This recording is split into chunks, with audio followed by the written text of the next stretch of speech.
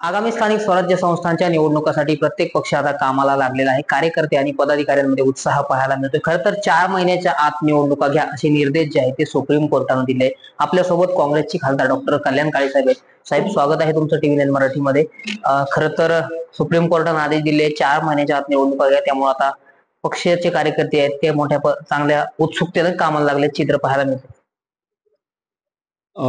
मी धन्यवाद देईल सुप्रीम कोर्टाला की त्यांनी मागच्या प्रमाणेच आरक्षण ॲज इट इज ठेवून प्रभागाप्रमाणे निर्णय दिला आणि येणाऱ्या काळात शासनाला सुचवलं की 4 महिन्याच्या आत याच्या निवडणुकीची प्रक्रिया पार पाडा। आणि म्हणून मी खऱ्या अर्थाने धन्यवाद यासाठी देतो की गेल्या अनेक वर्षापासून या सरकारने स्थानिक स्वराज्य संस्थेच्या निवडणुका घेणंच टाळायला सुरुवात केलेली आहे। कारण नसताना निवडणुका टाळत आजपर्यंत आले। आता मात्र तिथं पूर्वी असा कायदा होता की स्थानिक स्वराज्य संस्था ह्या 1 महिना सुद्धा निवडणुका पुढे ढकलत नव्हत्या, मग त्या ग्रामपंचायतीच्या असो का पंचायत समिती, जिल्हा परिषद, महापालिका, नगर परिषद असो।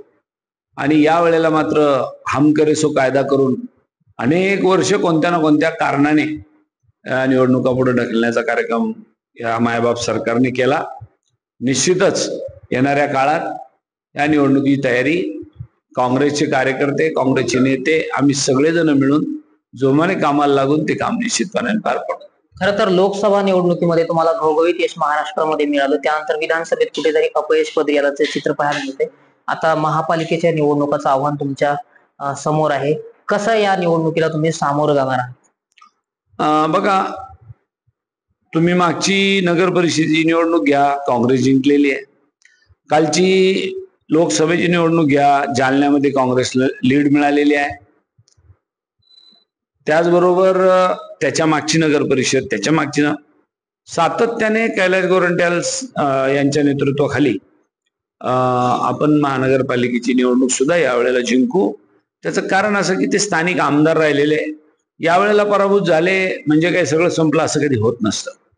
आणि त्या लोकसभेची निवडणूक ही वेगळी असते, विधानसभेची निवडणूक ही पुन्हा वेगळी असते, आणि स्थानिक पातळीला ज्या कार्यकर्त्याच्या निवडणुका आहे वार्डातल्या त्या परत वेगळ्या असतात। आणि म्हणून त्या वार्डामध्ये यावेळेला काँग्रेसचे जास्तीत जास्त नगरसेवक निवडून येतील आणि मागच्या प्रमाणे ही महानगरपालिका सुद्धा काँग्रेसच्या ताब्यात येईल। खरं तर अर्जुन खोतकर असं म्हणतायत की शिवसेनेचा पहिला महापौर महापालिकेवर बसणार आहे। तुम्ही काँग्रेसचे खासदार म्हणून तुम्हाला काय वाटतं, पहिला महापौर कोणत्या पक्षाचा बसेल? पहिला महापौर हा काँग्रेसचाच होईल याची मला खात्री आहे। नेमके कोणते मुद्दे घेऊन तुम्ही नागरिकांपर्यंत पोहोचणार, म्हणजे विजन काय आहे? या जालन्यामध्ये राज्याचे मुख्यमंत्री देवेंद्र फडणवीसांनी एकदा येऊन पाण्यासाठी मोर्चा काढला होता। त्यांची सत्ता केंद्रात येऊन 10-12 वर्ष झाली, राज्यात येऊन 7-8 वर्ष झाली, अजूनही जालन्याचा पिण्याच्या पाण्याचा प्रश्न सुटलेला नाही। मग घाणेवाडीच्या तलावाचा इश्यू असू द्या, अंबडून पैठणून येणाऱ्या पाण्याची पाईपलाईनचा इश्यू असू द्या, इथं वेगवेगळ्या प्रकारच्या मोठ्या प्रमाणात टाक्या उपलब्ध करून देण्याचा विषय असू द्या, डिस्ट्रीब्युशन लाईनचा विषय असू द्या, या सगळ्या गोष्टी करता जर सरकार मायबाप सरकारने मोर्चा काढला होता, सत्तेत नव्हते तेव्हा, सत्तेत आल्यानंतर 10 वर्ष यांचे कोणी हात धरले होते का तुम्हाला पाणी पुरवठा योजना का नाही केली? म्हणून आम्ही या सरकारच्या सगळ्या नकारात्मक बाबी या शहरामध्ये घेऊन जाऊ आणि मायबाप जनता जनार्दनाच्या दारात गेल्यानंतर त्यांना नक्कीच लक्षात येईल की या वेळेला आपण काँग्रेसला मतदान दिलं पाहिजे। संजय राऊतांनी असं म्हटलेलं आहे की शरद पवार यांच्या राजकारणाची पद्धत वेगळी आहे, आम्ही बाळासाहेब ठाकरे यांचे चेले आहोत आणि आम्ही फटे लेकिन नाही हटे, असं संजय राऊत म्हणतात। पवार साहेबांच्या बद्दल मी मगाशी बोललो, पवार साहेब हे पहिल्यापासून पुरोगामी आणि सर्वधर्म समभावाच्या विचाराशी राहिलेले आहे आणि ते निश्चितपणाने इंडिया गठबंधन सोडणार नाही याची मला खात्री आहे।